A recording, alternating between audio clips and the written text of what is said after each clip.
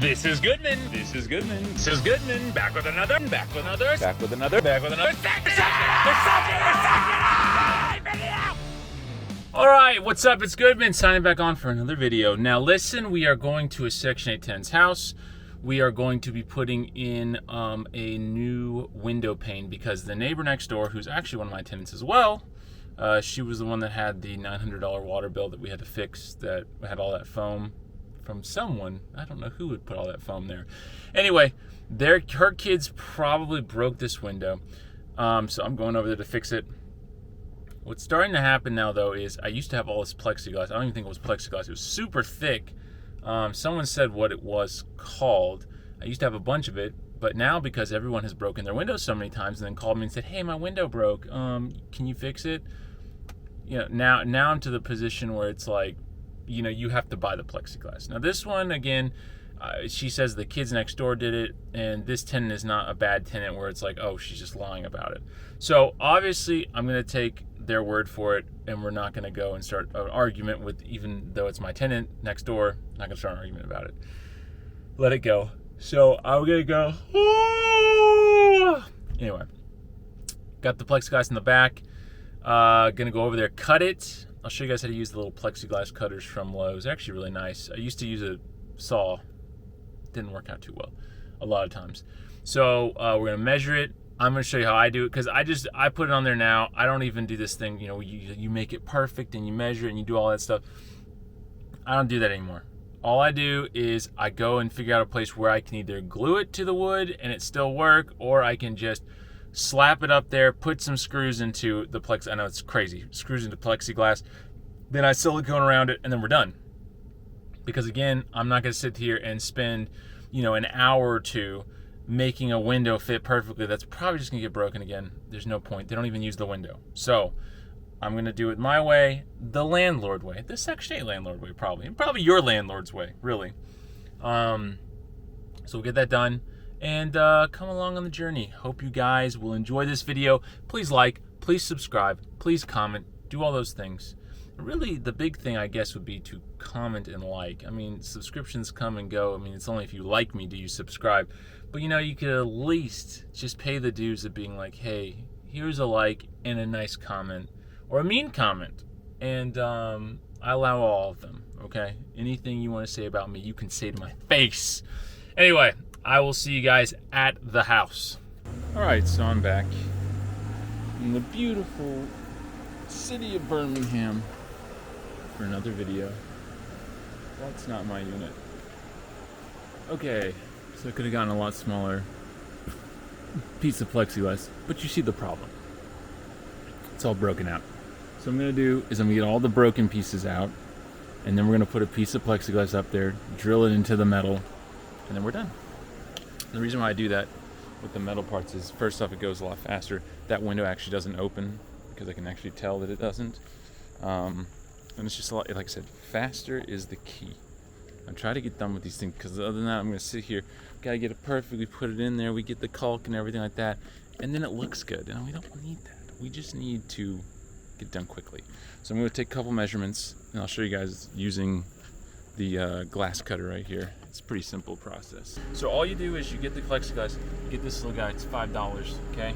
Get your T-square, if you got one. You just make your measurements right there, and what you're just gonna do is you're gonna keep going along here and cutting, and then you're just gonna take this side and go snip, and you're good. That's it. So let's get it done.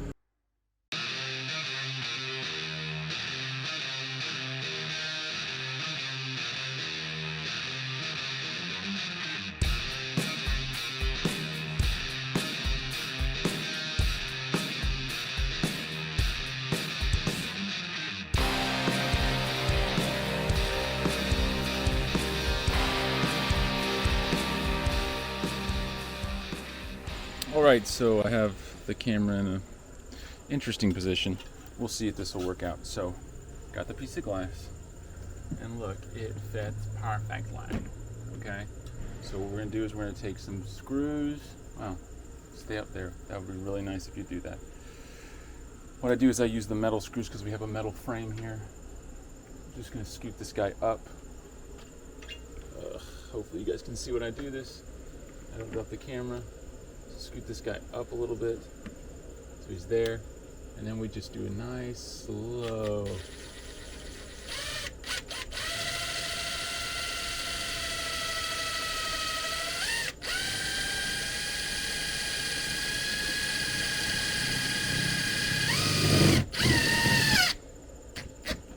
Okay, and that's it. And I probably just put my shirt over the camera so you guys can even see that. So, like I said, just get self-tapping screws for the metal part of this. Get it as best you can. Don't fall off your ladder.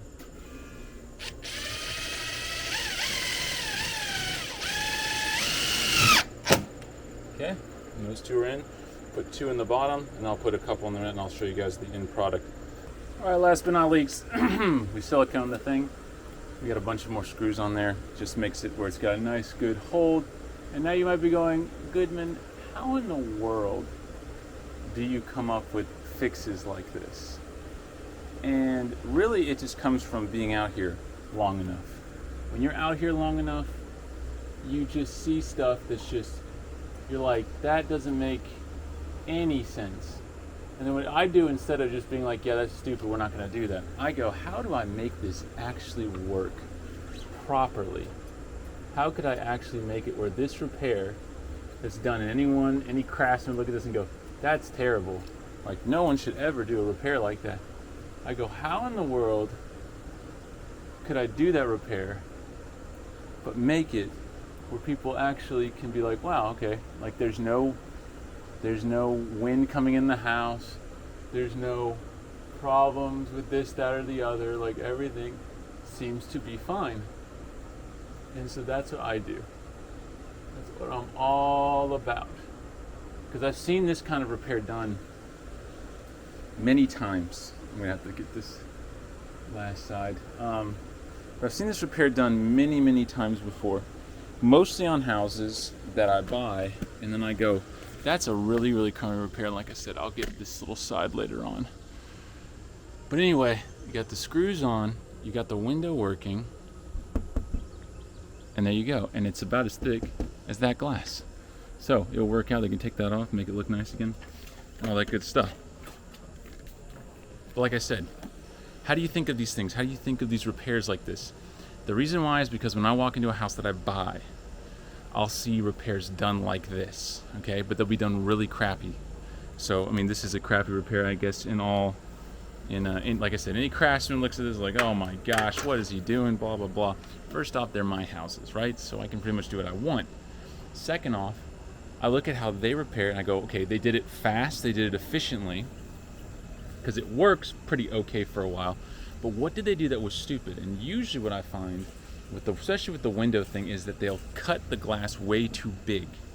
And then they go and they still put it on there, and so it's like flat, it's like really flimsy, and it's moving around because it's just too wide, and they try to put it into a smaller space. So I make sure I've cut the glass where it needs to be cut. I do all that stuff correctly. But so I tweak what they do just a little bit, because I still see the good in what they're doing, and I'm like, okay, I can follow that and do it better, make my life easier, get these repairs done faster, because it's just me by myself. I'm not a company, and plus you know that if I hire a property management company, they're not going to fix this window right. They're going to find some Joe Schmo who doesn't know what he's doing, and he's my mama's second cousin's wife or something, and he's going to come out here and he's going to do a terrible job. So when I do these things, at least I'm doing stuff where we don't have a problem, don't have any kind of drafts or anything like that. So that's why I do things the way I do it, where you're kind of like, that's real ghetto. Yeah, they're called ghetto repairs for a reason. You just got to make the ghetto repairs a little bit better. So anyway, thank you guys for watching. I hope you guys enjoyed it. Hope you learned something. Like, subscribe, comment, all that good stuff.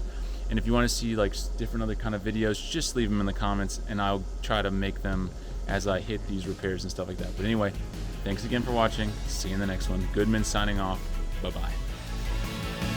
This is Goodman, back with another